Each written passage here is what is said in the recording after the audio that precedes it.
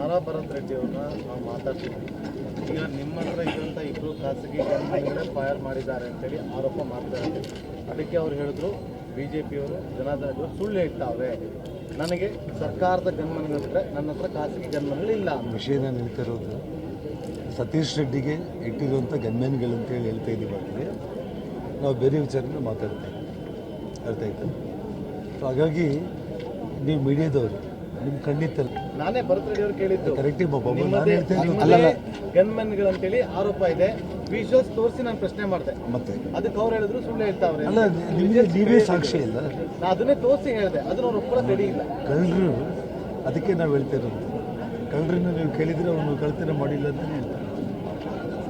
ಕಳ್ಳ ನಾನೇನು ಕಳ್ತನ ಮಾಡಿದ್ದೀನಿ ಅಂತ ಹೇಳ್ತಾರೆ. ಸರ್, ಈಗ ವಿಡಿಯೋ ಸಾಕ್ಷಿಗಳಿದ್ದಾವೆ. ವಿಡಿಯೋದಲ್ಲಿ ನಿಮ್ಮನೆ ಕಡೆ ಫೈರಿಂಗ್ ಮಾಡೋದಿದೆ, ಆದ್ರೆ ಪೊಲೀಸರು ಯಾಕೆ ಇನ್ನ ಅವ್ರನ್ನ ವಶಕ್ಕೆ ತೊಗೊಳ್ಳೋ ಕೆಲಸ ಆಗ್ತಿಲ್ಲ, ನೀವು ಯಾಕೆ ಅದನ್ನ ಆಗ್ರಹಿಸ್ತಿಲ್ಲ? ಅವ್ರು ತಪ್ಪಿಸ್ಕೊಂಡ್ರೆ ಯಾರು? ನಾನು ಒಂದು ಮಾತು ಹೇಳ್ತಾ ಇದ್ದೀನಿ, ತಪ್ಪಿಸ್ಕೊಂಡು ಹೋಗೋದಕ್ಕೆ ಯಾರು ಸಣ್ಣ ಮಕ್ಕಳೇನಲ್ಲ. ಮತ್ತು ಈ ದೇಶ ಅಷ್ಟು ಸುಭದ್ರವಾಗಿರುವಂಥದ್ದು. ನಾವು ಈ ಆ ಕಡೆ ಇರೋ ಪಾಕಿಸ್ತಾನೇ ಹೋಗಿ ಮುಗಿಸಿ ಬರ್ತಾ ಇದ್ದೀವಿ ಅಂತಂದರೆ ಒಳಗಡೆ ಇರುವಂಥ ಈ ಸಂಚುಕೋರರನ್ನ ಮುಗಿಸೋದು ನಮ್ಮ ದೃಷ್ಟಿ ಏನಲ್ಲ.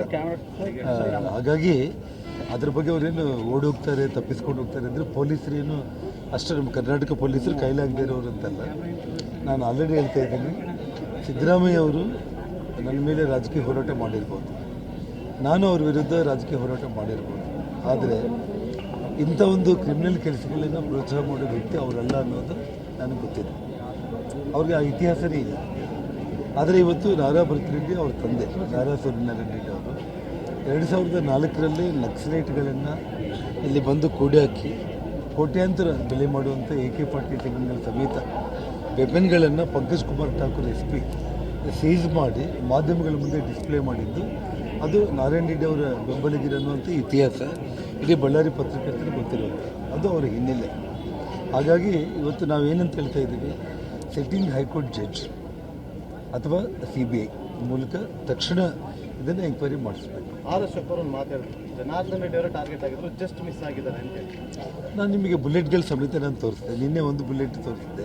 ಇವತ್ತು ನಾನು ಅಟ್ಯಾಕ್ ಆಗಿದ್ದ ಜಾಗದಲ್ಲಿ ಇನ್ನೊಂದು ಬುಲೆಟ್ ಇವಾಗ ತೊಗೊಂಡು ಬಂದು ಅದನ್ನು ಮೀಡಿಯಾಗೆ ನಾನು ತೋರಿಸಿದ್ದೆ, 2 ಬುಲೆಟ್ಗಳು. ಹಾಗಾಗಿ ಎಲ್ಲ ನಿಮ್ಮ ಕಣ್ಮುಂದೆನೇ ಇದೆ. ಯಾಕೆ ಜನಾರ್ದನ್ ರೆಡ್ಡಿ ಅವರು ಟಾರ್ಗೆಟ್? ಕ್ರಿಮಿನಲ್ಸ್ಗಳಿಗಿನ್ನ ಬೇರೆ ಏನಿದೆ?